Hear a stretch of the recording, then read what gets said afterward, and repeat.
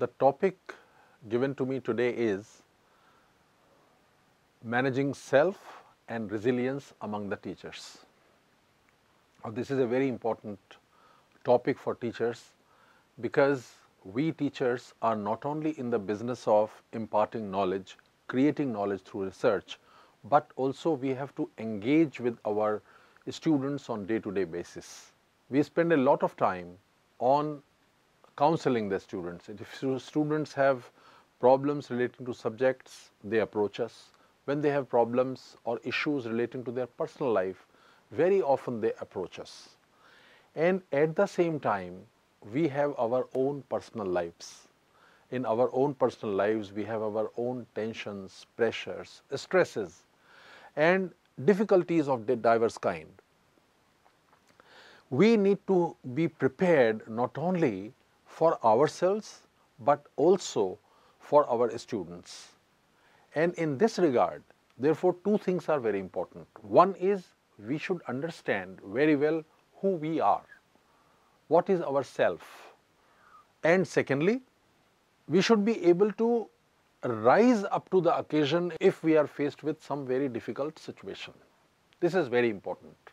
We call this resilience.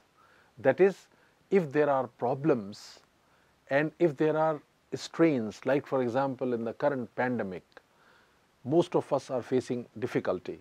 We have been confined to our homes. Sometimes some of us might have experienced that the salaries have been cut. Some of us might have experienced different kind of other problems. Now in these times, it is very necessary for us to bounce back, to become resilient. And as teachers, I am sure many of our students would be approaching us, and they would be approaching us to find solace, to find guidance, to find solutions to their personal problems, study-related problems, exams-related problems. And therefore, we need to be equipped with the tools and techniques of bringing about resilience not only among ourselves, but also among our students. So let us begin first by understanding the self, what this self is. We have been made to understand, or rather I would say we have been given to understand, that we all have one single authentic self. There is one pure self inside us. There is one original self inside us. And it is that self which constitutes our inner core. And it is that inner core which actually determines our interaction with the entire universe. Now, but this is what we have been given to understand. Is it really so? Is there really a single self inside us, or we carry multiple selves inside us? For this, we should look at research. What does research say? The research relating to the brain. We all understand one thing, that we have two hemispheres. The brain consists of two hemispheres. One is the right hemisphere and the other is left hemisphere. Both the hemispheres are connected with a cord. The right hemisphere of the brain controls the left side of the body. For example, left hand, left arm, left parts of the body are controlled by our right hemisphere. This hemisphere is actually concerned with the sense of space. We call it spatial ability, comes from or is processed by the right hemisphere. It is also concerned with the feeling portion of the individuals. Now, if a person, for example, happens to have the stroke on the right hemisphere, then that person would not be able to process the information which is coming on the left visual field. For example, if the food is presented to a person who is having a stroke on the right hemisphere, on the left side of his body, if that food is presented on the left side of the body, that person would not be able to see it. This is the kind of thing it is. As far as the other hemisphere, which is called the left hemisphere of the brain, is concerned, it is concerned with our logical reasoning and speech. Now, Scientists have tried to study the functioning of both the hemispheres by studying the patients of epilepsy. Now, what epilepsy is? In case of epilepsy, an electrical storm somehow gets initiated in one part of the brain and then it spreads in the whole brain, and as a result the brain becomes completely disconnected with the body and the brain stops controlling the body. Now, what happens that in case of very severe cases, the storm begins say from the left side and it spreads to the right side, or it starts from the left side, spreads to the right side.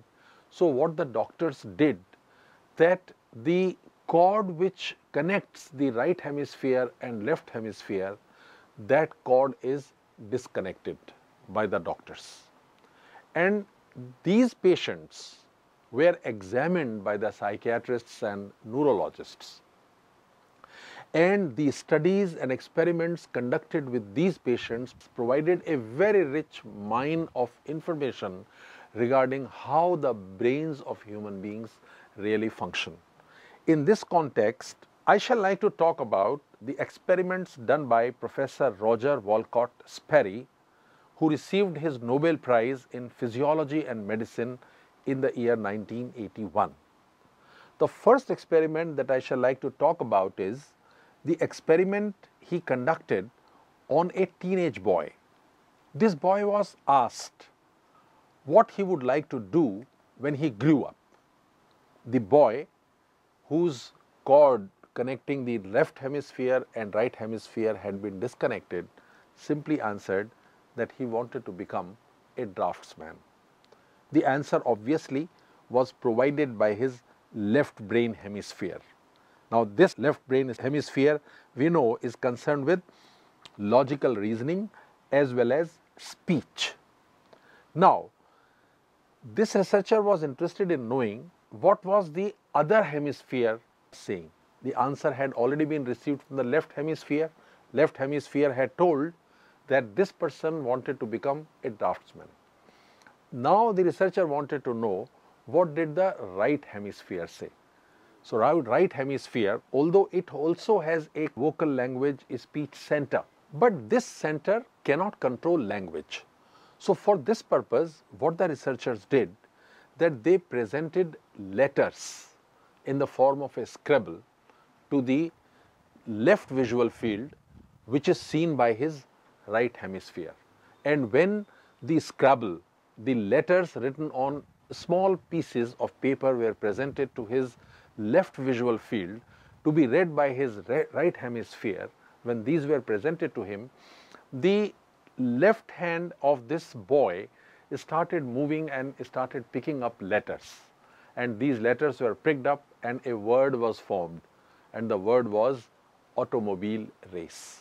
Now, this is a very strange kind of finding, my dear friends, that left hemisphere is saying one thing, that is draftsman, and right hemisphere is saying something else absolutely different, and that is automobile race. What could be the connection between the two?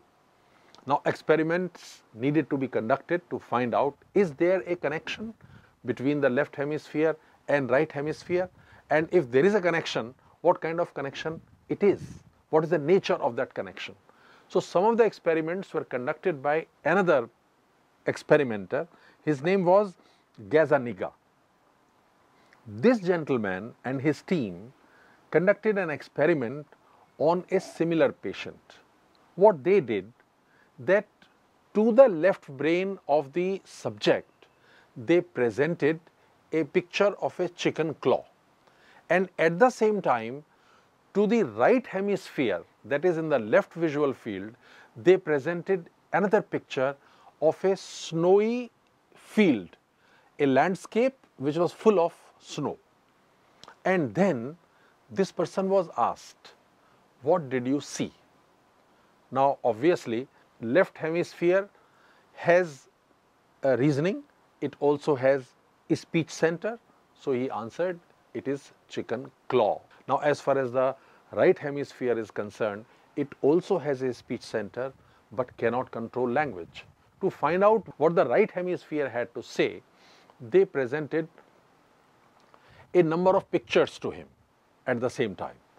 And he picked up a snow shovel. Now this was again very strange.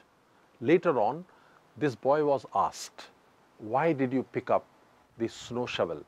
So he said, there is a chicken claw. Chicken therefore have to be kept in a barn or in a place where chicken are to be kept, and if there is a snow there and snow is falling upon it, then this has to be cleaned, and this can be cleaned and removed with the help of snow shovel only. Now this was a very, very important kind of finding. The left side of the brain was shown the chicken claw, and the left side of the brain had absolutely no idea about the information that was being read by the right side of the brain, because the cord connecting right hemisphere and left hemisphere was disconnected. But still, what had happened was that the individual had created a story around it. When he was asked, why did he select the snow shovel? So he simply answered that snow shovel is needed for cleaning the snow, because the chicken claw goes with the chicken, and the chicken have to be kept in a shed, and if there is a snow, then shed needs to be cleaned, and for the purposes of cleaning the shed, we need a shovel. Now this is a very important finding, I must say it again. The reason is that there is something which is connecting the left side information and right side information, and an interpretation is being given to that.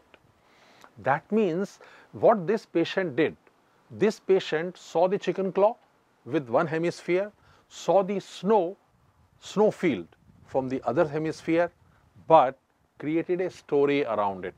He interpreted the entire information around the two objects which were seen by two different hemispheres independently.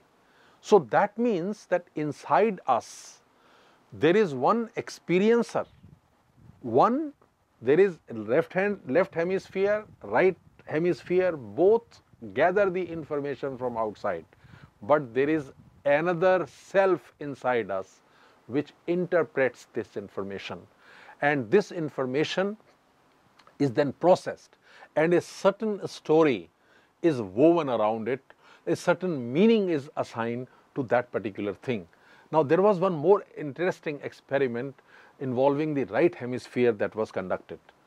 To one particular patient who was a woman, the doctors, the experimenters, presented some pornographic pictures. When the patient looked at those, that is the right hemisphere of that patient looked at those pictures, she giggled, she smiled, she laughed, and then she stopped. So then the doctors asked him, that is the experimenters asked her, what was it that you saw? So she smiled, she giggled again, and she said she saw a flash of light. Now this is the left side of the brain which was speaking, because her left brain and right brain were disconnected, cord had been disconnected already. The information had been presented to the right side of the brain. Speech center is in left side of the brain. So when she is speaking from the left side of the brain. And what is she speaking? She is telling us a lie. She is saying that she saw a flash of light. She did not want to say what she had actually seen. When they asked her, why did you laugh? So her reply was that there are certain artifacts inside that room, there are some furniture inside that room, and they are looking very, very funny, so I smiled.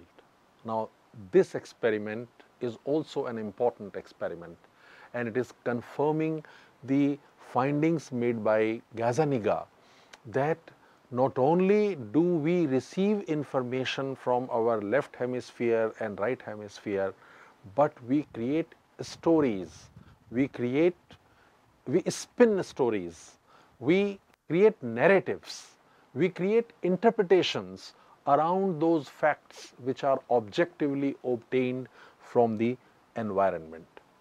Now, this is one aspect. The aspect is that we human beings do not have a single authentic self only. There is one self which receives the information, but there is another self which interprets the information, which creates narratives around that information, which spins stories around that information, which gives the presentations of different kind, which adds imaginations to that particular information, which adds meanings to that information which is received by us.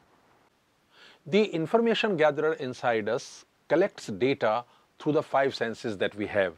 It gathers visual data through eyes, auditory data through ears, olfactory data through nose, taste related data through tongue, etc.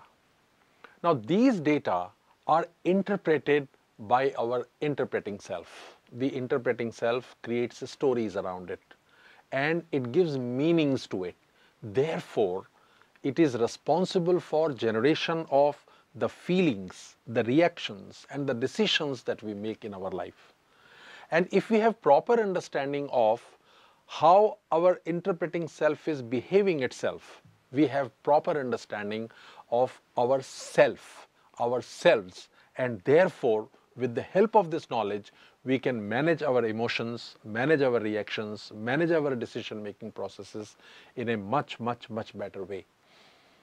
And we need this understanding much more during the dark times, during periods of difficulty and hardship. In the face of sudden shocks or troubles, some people fall in the deep well of victimhood and depression. Why does it have to happen to me? This is the feeling that they develop. And as a result, they become practically paralyzed and develop feelings of helplessness, dejection, and abandonment. On the other hand, there are some people who bounce back, who react in a manner as to face the challenge, and they do it seamlessly, without any difficulty, without any problem. Now, this particular reaction, the second one that I am talking of, this is called resilience. Resilience is a very important aspect of life because there is no human being who does not go through ups and downs in the life. And there are some people, as I said just now, who are able to bounce back, snap back very easily, whereas others, they buckle down seriously under pressure. Now, we need to understand what is it that makes some people bounce back and what is it that makes some people buckle under the pressure. Now, one thing is very clear. It is the interpreter self inside us which is responsible for this. The interpreter self of those who are resilient, who are able to bounce back, is such that it makes them interpret the events as a challenge for them. It makes them interpret the events in a manner that they are prepared to face that reality very strongly, and they are able to create new meanings in their life as a result of this. And these are the people whose interpreter self is able to create an improvisation in the life in such a manner that they are able to gather themselves completely, they are able to develop new skills, they are able to find new vistas, new methods, they are able to invent new relationships. Now, the question is, can this quality of becoming resilient be learned, or it is something which a person is born with? Lot of research has been conducted in the field of resilience, and it has been found that it is something which can not only be learned, but it can be trained also. And one thing very interesting about the resilience is that over time it changes in life. A study was conducted at Harvard University, and the study was a longitudinal study. It was carried on for a period of 60 years. And this study made a very interesting finding. And the finding was that over time, people tend to become more resilient during their lifetime. It is very interesting. Yes, of course, it is quite possible for some people to become antithesis of resilience also. But most of the people over time in their life tend to become resilient. And this disproves a very important impression that we generally have about the people. We feel that the old people do not have resilience. Old people cannot change themselves. Old people cannot modify themselves. But the study has shown that as the years advance, we tend to become more resilient. Old people bounce back at a very fast pace. Issue now at hand is, how can resilience be built up? How can that emotional agility will be created, evolved and developed among individuals so that they do not buckle under pressure of difficulties or troubles? Now, a lot of studies have been conducted in this regard, and we can in general identify a few points, few aspects which can be utilized for the purposes of creating resilience in our life. These points are as follows. The first aspect or first point relates to facing the reality. That is to say, the event that takes place in our life or the difficulty that occurs in our life, it must not be escaped. We should face it, face in terms of the true dimensions of how it can affect us, how it is affecting us, and so on. I'll give you an example from the corporate world in this regard. It was the year 1993 when an attack took place at the World Trade Center in the United States. This is the same World Trade Center which was attacked by two airplanes in the year 2001. The event is now known as 9/11. Now, when the first attack took place in the year 1993, at that time, the company, famous investment company, Morgan Stanley, had its offices over there. And they realized at that time that World Trade Center is the symbol of commercialism in United States. It is the symbol of the commercial power of United States. And Morgan Stanley had about 2,700 people working for them in that particular building. Morgan and Stanley management decided that we shall have a backup plan in case of a similar attack taking place, and they decided at that moment that we shall have a proper evacuation plan for our employees, and also we shall have alternative offices at other places so that in case the attack take place in future, then we should be able to keep our business running so that the clients do not suffer. Now, as a result, what they did, that they set up a number of offices at other places. Now, it looked foolish to so many people. It looked strange to so many people that Morgan Stanley investment bank was wasting a lot of money in organizing offices, in managing offices, renting offices at places other than their main office. And those offices were just and simple backup offices rather than the functional offices. Now came the September 11, 2001, the day on which the famous 9/11 attack took place, when two aircrafts came one after the other at a gap of 15 minutes and crashed into first the North Tower and then the South Tower. The first attack took place at 8:46 a.m. in the morning, and this took place on the North Tower. At 8:47, Morgan Stanley started evacuating people from there, and within 10 minutes time, they had practically evacuated everybody, practically, except a few people. And after 15 minutes time, the second plane also crashed into the same tower, that is the South Tower, and it also crashed. Morgan Stanley lost 7 employees in the second attack. Now see, one day before the attack took place on September 11, 2001. On 10th September 2001, the plan to have a number of offices at other locations, having backup offices, was a wasteful expenditure. But one day after September 11, that is on September 12, 2001, this was something which was appreciated by everyone around. The situation was very different. The company did not suspend its functioning operations even for a day. They were up and standing again the very next day of the attack. That is on 12 September 2001, they were all working and functioning. Now this is a very great example of how to face the reality, how to accept the reality. And if we accept the reality in this manner, in this way, then the resilience is automatically bound in our life. Another aspect of resilience training is that we create meaning during the difficult times. Actually, the ability to see reality is very closely linked to the second building block of resilience. This building block of resilience is that we are able to make meaning out of terrible times. We all know that the people who under duress, under difficulty, under trouble, in dark times throw up their hands and they start crying, why this could be happening to me.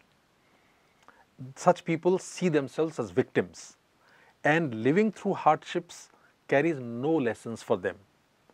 But resilient people devise constructs, they develop concepts around their suffering, and they create some sort of new meaning for themselves and for others. The dynamics of meaning making is that the resilient people build bridges from present day hardships to a fuller and better constructed future. These bridges make the present manageable, for the lack of better word, removing the sense that the present is overwhelming. This concept is beautifully articulated by Viktor E. Frankl, an Austrian psychiatrist and a survivor from the Nazi camps. In the midst of staggering suffering, Frankl, during his stay at the Nazi camp, invented what we call today the meaning therapy. It is a humanist therapy technique that helps individuals and people to make the kind of decisions that will create significance in their life, that would create a new meaning in their life, that would create a new hope in their life.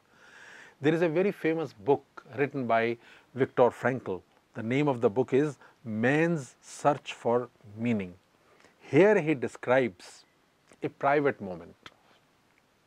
And it was in that private moment he was able to create this theory or this understanding of creating meaning during the dark times, during difficult times.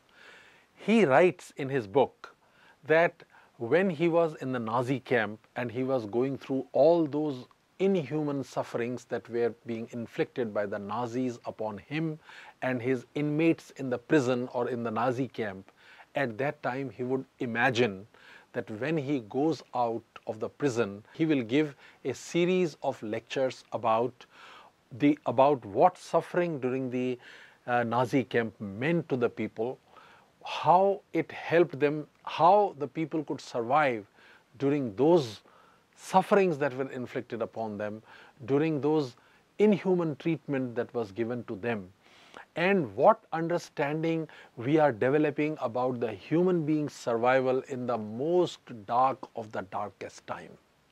Now, actually, the resilient people are able to create that hope in the times of difficulty.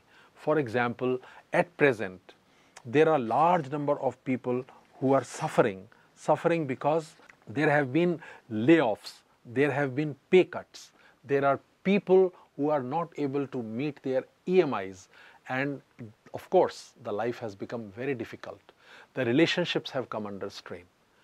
Now, as far as the resilient people are concerned, these people are able to create a new meaning to their life. They are creating a new hope in their life. For example, some people have started developing new skills. They are looking for new jobs. And there are people who are looking for shifting their professions from the existing professions. So like this, the resilient people try to adjust themselves and create a meaning in their life. In the end, I shall like to highlight a few more aspects that have to be kept in mind when we want to give training for resilience or when we want to develop resilience for ourselves. These are all, of course, based on research, and these aspects are: number one, that resilient people are able to form attachment to others. They are able to create an inner psychological space for themselves, inner psychological space in which they are able to reflect, evaluate, examine and create new strategies and methods for facing the difficulty. They do not give up. Again and again and again, within that huge psychological space, they build up new methods, new strategies to find out something new, some way out of their difficulty, so that they are able to not only survive but also grow and evolve. Thirdly, the resilient people have a great mysterious ability to develop connection with those people who will be able to lift them out of it. They have this mysterious ability of identifying who can help them, number one, and how they can help them. And number three, these people are able to unhesitatingly go and reach out to these people without hesitation for help. They do not suffer from that ego inside that they should not be taking help from others. So this is yet another aspect. Lastly, the interpreting self of the resilient people is such that they create a shield around them. And what is that shield? That shield is that the feeling of disappointment does not come to them in spite of great difficulty. They might feel discouraged, but not disappointed. They might feel a little laid back, but they do not abandon the effort. This is very interesting thing about these people. So now, the point is, my dear friends, that resilience can be built up if we can train our interpreting self to evaluate the events or interpret the events in such a manner that, number one, we are able to see the reality as it is and prepare for it, prepare to face it. Number two, we are able to create new meanings in life in such a manner that we are able to create hope for ourselves. We have to train our interpreting self in such a manner that we develop that shield around us, that negativity, negative thoughts, pessimistic thoughts do not affect us. And thirdly, we have to train our interpreting self in a manner that we are able to create a huge psychological space around ourselves, that we are objectively able to evaluate our difficult situation in one hand, and we are able to create appropriate strategies, and we are able to go out and seek help when we are not able to do something on our own. Now, with this, my dear friends, I come to the end of my discussion or discourse here. We shall be discussing whatever questions you might have during the live session. Thank you very much.